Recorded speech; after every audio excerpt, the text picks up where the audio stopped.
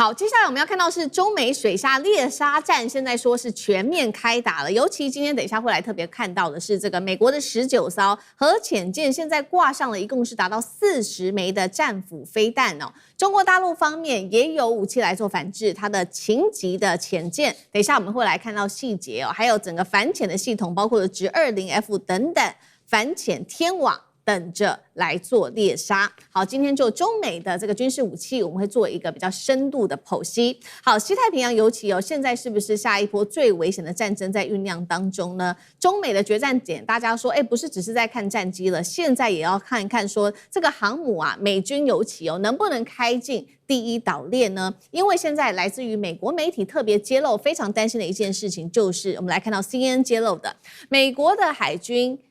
我們來看到，它原本規劃是有19艘的維吉尼亞級的潛艦，現在要重新定位了，要把它升級成巡弋飛彈的核潛艦。原本呢，停手是12個發射的位置之外，現在說，要再增加，一共是28個大型的垂直發射的位置。所以呢，12加上28，等於說現在的武器總數可以達到40個。要應對的就是什麼呢？他們現在在第一島鏈這邊，其實他們很怕中國大陸準備好的各種的飛彈，不管是東風21啊、東風系列導彈，到這種海上的遼寧號啊、055、052D、山東號、福建號都已經對着他們，甚至還有轟6K 啊。隱形戰機等等的，加上如果還有衛星啊、預警機、無人機跟遠程的飛彈的話，等於美軍的航母，你真的要進入第一島鏈，真的是非常的困難的。所以美軍現在怎麼辦呢？他們打算要把他們的潛艦先開進去，直接從第一島鏈內部就來做布局，來防止中國大陸建立好整套的反區域拒止的系統。所以今天節目一開始先請教艦長怎麼看？美國原本規劃我們剛剛提到了嘛，19艘是維吉尼亞級，現在等於說大變身，變成了叫做水下飛彈武器庫，加上現在單艦它因為它升級了，一共是達到40個武器的總數哦，它的發射位置哦。潛入第一島鏈，這樣子會比航母還要更難防守嗎？那中國大陸現在要守的反而是看不見的海底發射陣位了嗎？那艦長怎麼解讀？首先大家要知道，核子潛艦分2類，一類就是它只裝那個核彈，在國家被毀滅的時候，它做出第2擊，只要我們國家被攻擊，它在你不知道它躲哪裡嘛，它就從海底發射一個導彈去打你，那它就具一個相對毀滅的一個威懾力，那別人就不敢打我。這是一種，這種叫做戰略核潛艦，你把它擺開一邊，這個平常躲哪去都不知道，它出現就是世界末日。那第2個就是像主持人剛剛說的這個叫做攻擊核潛艦。其實所有的潛艦基本上都是空襲的，但是它是一個核子的，對，它因為核動力它就很大，它可能將近1萬噸，像我們的海龍海虎大概就2000多噸。那海龍海虎其實他們平常以前呢，它這個發射管也可以打攻船飛彈，或者說我可以打重型魚雷，我也可以打這個魚叉飛彈。那以前不可以打這個戰斧，它現在這次所改變的就是每一艘我是不是加一個28枚的戰斧？那說穿了就是28枚的戰斧而已。那28枚的戰斧是不是一個很大的一個威懾力呢？我這樣子說，像那個所有的動物的這種大區，或者他們的巡洋艦的那個大區，他們大概都有112個垂直發射管。如果它可以裝各種不同彈夾，如果通通裝戰斧，就是112枚。所以你說這個武器量大不大？其實沒有那麼的嚇人。那第2個，潛艦最可怕的地方就是你如果認識潛艦軍官，你跟他聊天，他就知道他們非常骄傲的，就是我不打你們水面艦哦，你永遠沒有機會攻擊我。就是我之所以會有機會讓你攻擊，是因為我浮上來想要打你。如果我不想打你，你怎麼可能找到我？對，大家可能會覺得怎麼可能？現在科技已經這麼進步了，對不對？声呐、主動聲呐這麼多，找不到嗎？我跟你講，真的很複雜。因為水下的環境是靠聲波，就像海豚嘛，發個聲波，一個回波，很近距離是沒問題啊。幾千碼以後，你知道它經過層層的隔的，有不同的溫度、不同的密度、不同的壓力在那東西，它會形成很多的折射反射。你就去想一想。如果我今天進到這個房間裡面哦，它這裡擺了很多的鏡子，一面一面的，我要找到我的目標其實是很困難的，因為我這怎麼閃一個？其實那裡折過來的，所以它就是這麼的複雜。那你說哇，那這麼厲害，不是很可怕嗎？我再說它有2個弱點，它的第一個弱點就是，其實它的威力有很大，它火力有很大嗎？它沒有很大，就是28枚嘛。隨便一個驅逐艦都96管，什麼100多管，就它的火力是有限的。它就像一個忍者，日本的忍者，你知道最厲害是什麼？你不知道他在哪，但他跳出来，他可以怎麼樣？他可以開一個坦克嗎？沒有，他就是射個飛鏢啊，什麼東西都是小東西。是潛艦是類似的，它的火力沒有這麼大。還有第二個，它是最大的好處是隱秘，但是你就不要動。你只要在某個環境裡面，你發起一個攻擊，像他說戰斧一定是哇衝上去的。那個現在的監偵啊，無論是無人機啊，這個間諜衛星，他很快就看到一個熱上來，那裡明明沒東西，怎麼跑出一個東西？就是潛艦。我可以立刻動用我所有的空中武力到那裡去布下神標去抓你。就說我不打之前我很厲害，但是我只要攻擊一次，我就暴露了我的位置，除非對方是非常弱的，但中國大陸這方面並不弱。然後最後就是說，要怎麼樣去克服呢？我覺得所有對潛艦的克服就是第一，潛對潛。我剛剛說的這種隔來隔去，是因為為什麼？你跟它的深度不一樣，水面去偵測它在這，它藏在這，這中間隔了很多的鏡子。可如果我有一個潛艦跟它同樣的深度呢？它就很容易去找到它，沒有這麼的困難。這是第一個。那中國大陸這個潛對潛很厲害，它核子潛艦或許不多，但是你要知道它的柴油潛艦很多。對，它柴油潛艦，它上次賣給巴基斯坦，它9個月下水3艘。我看他那個哦，那真的是瞎餃子。對，所以他如果布置在他一个東西潛伏在那裡，他可能有很好的防衛。還有第二個就是空中反潛，潛艦很難打到這個空中目標。你像今天這個這麼厲害，這個 Virginia 的這麼厲害，我問你，他有沒有一個可以打到天空的飛機的？沒有，戰斧是打陸地的，水下是打船的，什麼魚叉也是打船，他沒有辦法打空中。所以如果今天頂空有一個這個直升機在上面或無人機在上面，我可以告訴你，他對他一點辦法也沒有。因為他只要上面有一個飛機在，他根本不敢上來。所以他有他的弱點。第一，他的武力不是很大，不要太擔心。第二，他有很多的弱點。好，這邊是艦長幫我們特別看到有關於這個維吉尼亞級的潛艦它的一些戰力哦。那中國大陸的部分，我們現在也看到，確實哦，潛對潛現在也有做出反制動作。那現在呢，被美國的商業衛星拍到的，就是我們今天也要來特別討論到了中國大陸的這一艘，現在呢秘密的在中國大陸的上海江南造船廠在造嗎？是不是097？秦級的潛艦呢？我們來看一下小檔案。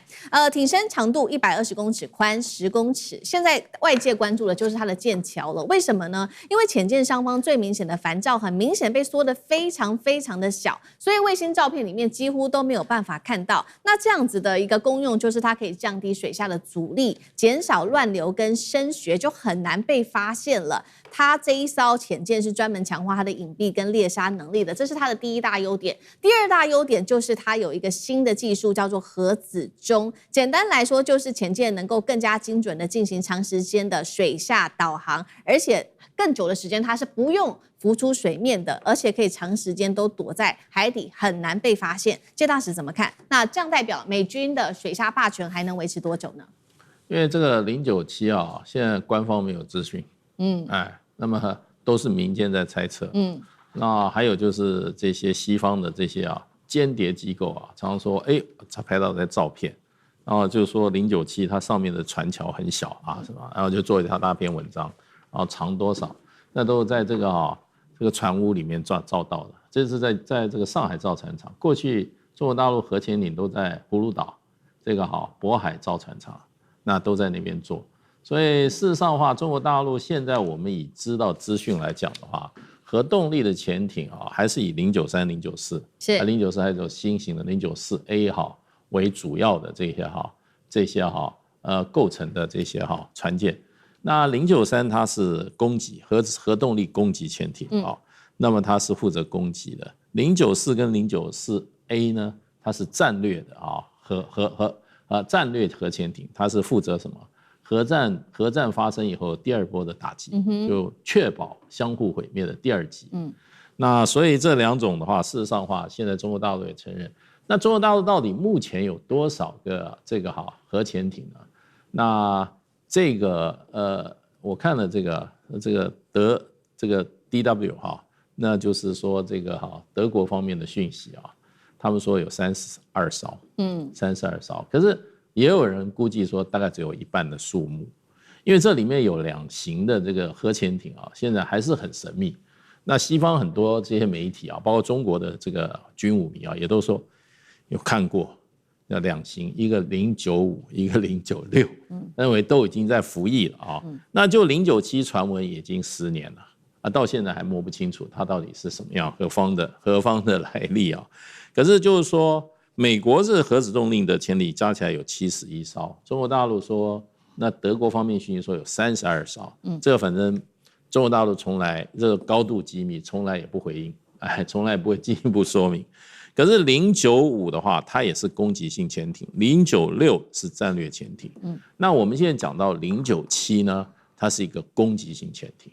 那這裡面就是說，有人傳言說這097它在海水面下的航速到100節，哇，這個是非常恐怖的一個數目，這個數目，那這個可以飆車的那種。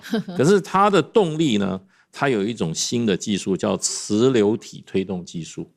你知道現在比較新的這些核潛艇，它是已經不用螺旋桨，它是無軸拱噴推進。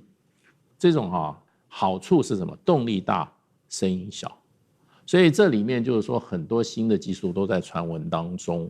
那中國大陸這個如果097攻擊潛艇它如果出來的話，事實上它這個配備的武器系統非常的完備，有100多種嘛。所以100多枚這個攻擊性的武器所以是一個水下的一個怎麼樣？一個極大的攻擊力量。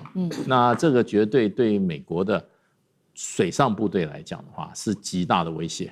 而且核動力潛艇你要知道，它一個特色跟傳統動力潛艇，它的航程是無限續航的。對，它不需要加燃料的。它可以在水底下待很久。甚至它水底下它可以潛航的這個097的，它可以潛的深度是傳聞是800公尺。那你怎麼找到它？對，所以我覺得中國大陸跟美國現在就在拼這個水下的戰鬥力量，而且這個中國大陸可以說趕得非常的快。現在不管是095、096、097這些新的潛艇，這個核動力潛，現在都傳聞了10年以上，那就是還沒有看到。都是在猜測，我們這邊我們很多報紙也常常登，那中國大陸都不吭氣。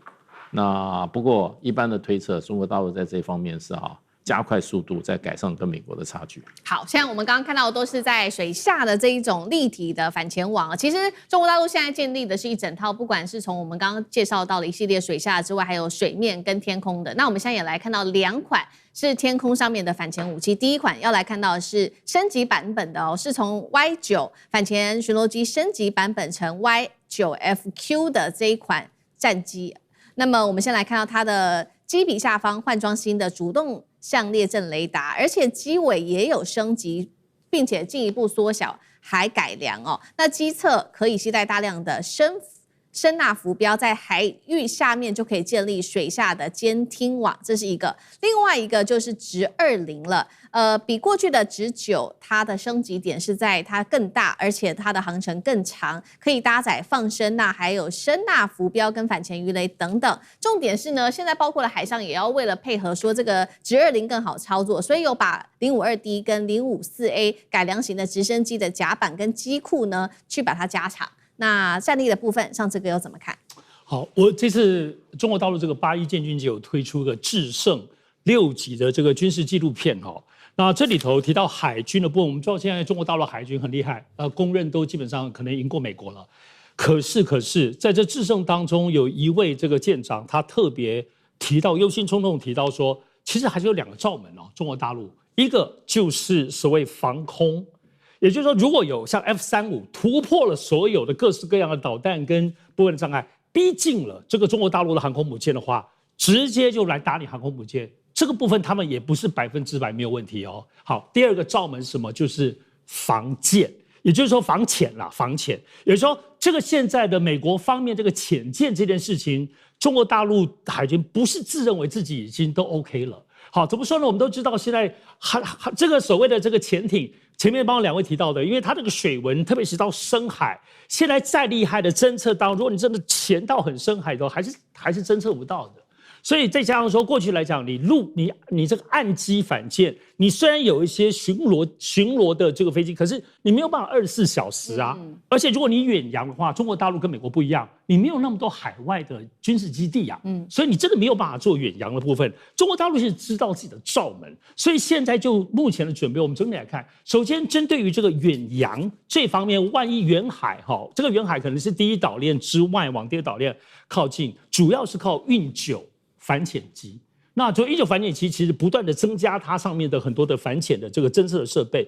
那再來的話，第二個就是大家空中反潛，空中反潛是真的蠻重要。就前面我們提到的所謂的這個，過去是直9已經很多落後了啦。現在這個直20F 它是大批量的送上航空母艦，包括055甚至到054B 各種的反潛功能，所以這個反潛直升機應該看起來現在是主力。除此之外，飛機上空中還有 KQ200的反潛的反潛艦的無人機，是專門針對潛艦，這是中國大陸現在發展出來的。那我們知道在艦艇方面，我覺得還是最主要的戰力。現在你不要說現在所謂這個航空母艦055、052DL 這些，他們自己本身都具備這個反潛艦的能力，但是最厲害的還是針對於潛艦是054B 的這個護衛艦。054B 護衛艦裡面所裝載的都是中國大陸最新甚至沒有對外公布的，對於對付這個潛艦的。那這個部分呢，在過去只有2艘。今年8月剛剛第3艘 OK， 第4艘也快 OK 了，第5艘正在建。